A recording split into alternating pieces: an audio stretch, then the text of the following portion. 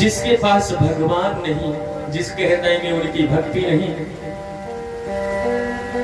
उनका हृदय पत्थर है, उनका जीवन व्यर्थ है। अरे भवसागर में घोटा खाएगा, 1,84 योनियों में जाना पड़ेगा, दुख झेलना पड़ेगा। क्या फायदा ऐसे दाम से इस दुनिया में? इन दौलतों से क्या काम है कि इससे मुझे राम मिलेंगे? मुझे तो राम प्रिय है। उसने कहा देखो पंडित जी अकेले कम बताओ, क्योंकि ज्ञान किसको अच्छा लगता है?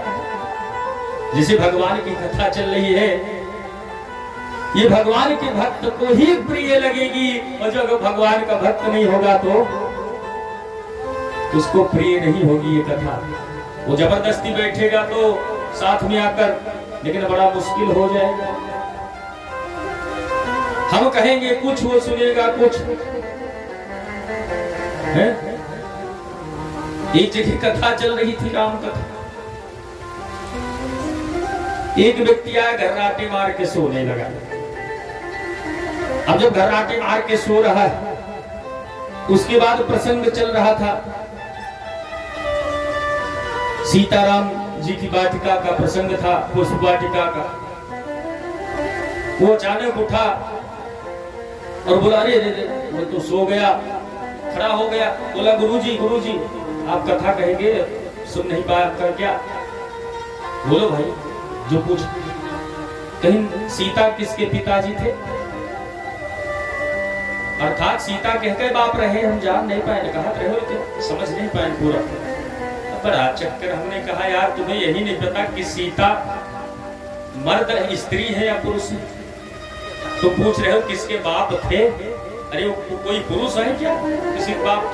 तुमने कथा नहीं सुनी? अरे महाराज फिर से बताओ। हम कहने काम करो भैया, तुमसे नहीं हो पाएगा, तुम बैठो सो या कुछ आराम करो, ज्यादा ठीक है।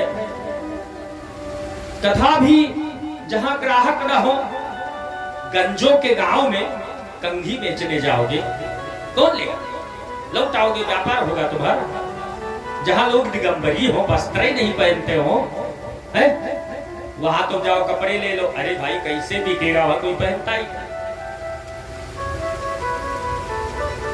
क्योंकि भगवान की कथा सिर्फ भगवान के भक्त सुनते हैं, उनको प्रिय है।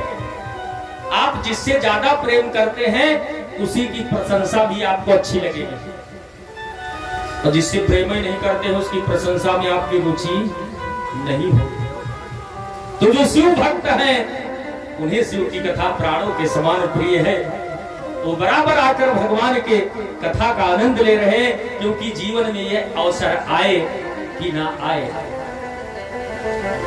जो बीत गया वो पल वापस ना आएगा, और ये भी बीत जाएगा, ये भी पल वापस नहीं आएगा।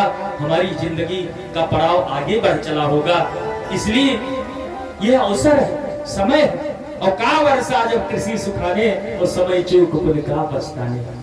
खेत सूख जाए और खूब बरसात हो, का मतलब निकलेगा? का वर्षा जब कृषि सुखाने। तो इसी प्रकार से पंडित जी को उसने जबरदस्ती तैयार किया, डांट फटकार कर, और कहा काम करो, लो झोला लो, पकड़ो और जाओ, और शंख वंख सब यही रखना नहीं, वहां जाके भी यही काम करने लगो। परदेश में भी पोथी पत्रा सब यही। आज से सत्यनारायण कथा बंद, कोई अच्छी नौकरी करना। भक्तों क्या नाम है? अच्छा कल्याण। तो भक्तों इस तरीके से पंडित जी मजबूर हो गए।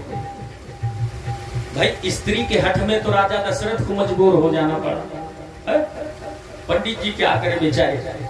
बाल हठ, स्त्री हठ, राज हठ, इसके सामने मजबूर ही हो जाना पड़ता है, बड़ा मुश्किल होता है। और हुआ यही कि पंडित जी झोला लिए चल पड़े, उसमें सत्तू वगैरह रख दी थी, बोली खूब कमा के ही लौटना। पंडित जी बोले ठीक, मजबूरी है, जा रहे हैं, रास्ते में सोचते हुए कि प्रभु जिंदगी भर आपकी सेवा की, पूजा किया, अब हम जाए नौकरी करने इतनी उम्र में दूसरे की। कुएं पर बैठकर सत्तू सान रहे थे कि कुछ खा लूं। तब तक मैया पार्वती भोलेनाथ से कहने लगी कि हे प्रभु, तुम तो भक्तों पर बड़ी कृपा करते हो और तुम्हारा भक्त कभी गरीब नहीं होता, लेकिन ये भक्त कैसे गरीब है? पूरे विश्व में प्रसिद्ध है कि शिव जी का भक्त कभी गरीब नहीं होता। तो गरीबी का कोई कारण? भगवान ने कहा कि गरीबी जब तक दिल में अमीरी ना हो, दिल शुद्ध ना हो, तो किसी का भी भक्त हो तो गरीब ही रहेगा, क्योंकि गरीबी अंतरात्मा में होती है। गरीबी अंतरात्मा में होती है और अंतःकरण शुद्ध नहीं होगा तो हमेशा दुखी ही रहेगा। मैं कैसे मैं दूंगा लेकिन उसे नहीं लाभ होगा, और दे भी दूं तो दूसरे के विनाश के लिए उपयोग करेगा, दूसरे भलाई के लिए नहीं। लेकिन मैया नहीं मानी ना, इस भक्त को कुछ दो, इसकी गरीबी हटाओ। भगवान ने कहा चलो पहले परीक्षा लेते हैं फिर गरीबी हटाते हैं। जाते हैं भगवान ब्राह्मण के भेष में, माँ भगवती पार्वती भोलेनाथ जाते हैं और दोनों वहां पर पहुंचकर कहते हैं भाई मैं भी भूखा हूं, मुझे भी भूख लगी है, मुझे भी खिला दो पंडित जी। पंडित जी ने कहा भैया आप भी खा लो, पालो आकर भोजन आप भी, जो भी प्रसाद मेरे पास सत्तू प्रसादी था वही दोनों बैठकर भगवान भोलेनाथ, माँ भगवती पार्वती और ये पंडित जी तीनों लोग खा लिया। दोनों लोग जब पा चुके, उसको प्रेम से ग्रहण कर चुके हैं, तो भगवान ने कहा भाई तुमने मुझे बहुत अच्छे से खिलाया है और मैं बड़ा प्रसन्न हुआ हूँ, इसलिए आप बताओ आप जा कहाँ रहे हो? उन्होंने सारी हाल बतलाई कि भाई मेरी यही मजबूरी है, मैं जा रहा हूँ, मेरी मजबूरी है कि मेरी पत्नी अब नौकरी भेज रही है पैसे के लिए। भगवान भोलेनाथ ने कहा दुखी मत हो पंडित जी, तुमने मुझे सत्तू का प्रसादी पवाया है, इसलिए अब चिंता मत करो, लो मैं तुम्हें एक शंख देता हूँ। पंडित जी ने कहा ना ना ना ना, शंख मत देना हो चाहे जो दे दे। बोले क्यों? अरे पंडिताई ने बोली है शंख वंख मत लेना, वहां बजाना, वही छीन लिए फिर तुम दे रहे हो वही।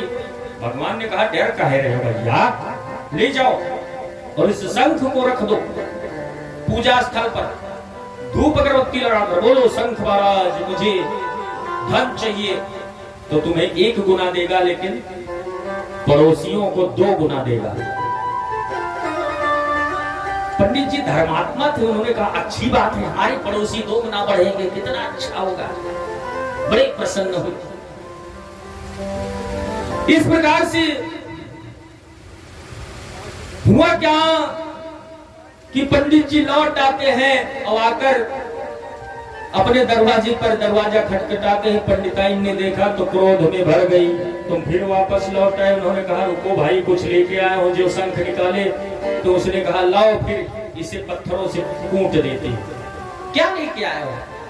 तुम्हारा दिमाग खराब हो चुका है। उन्होंने कहा खराब नहीं, पूरी बात सुनो। उन्होंने सारी बात बतलाई। पंडिताइन ने कहा एक काम करो, पहले इसको चेक करो, ले तो आए हो मेरे लिए ग्रह बहुत बड़ी। पंडित जी ने कहा कैसी ग्रह?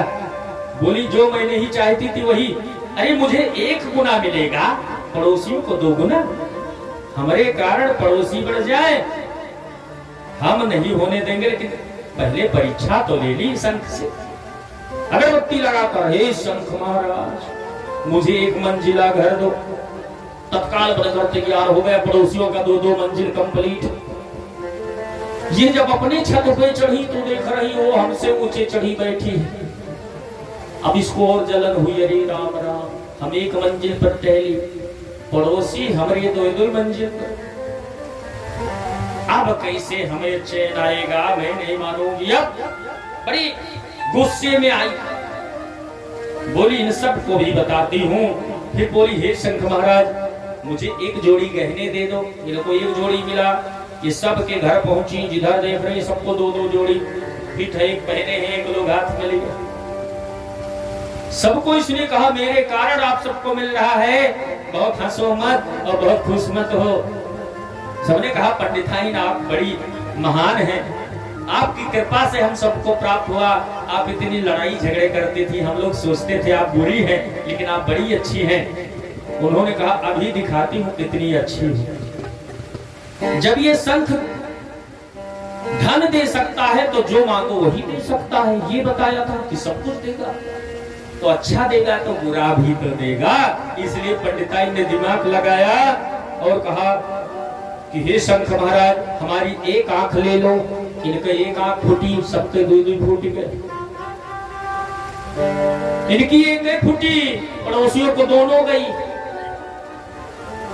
इतने पर भी इसको तसल्ली नहीं है। हे शंख महाराज, हमारे मुहरे के दरवाजे के एक कुआं हो जाए। इनके मुहारे के एक कुआं हुआ, उस बाकी लोगों दो दो।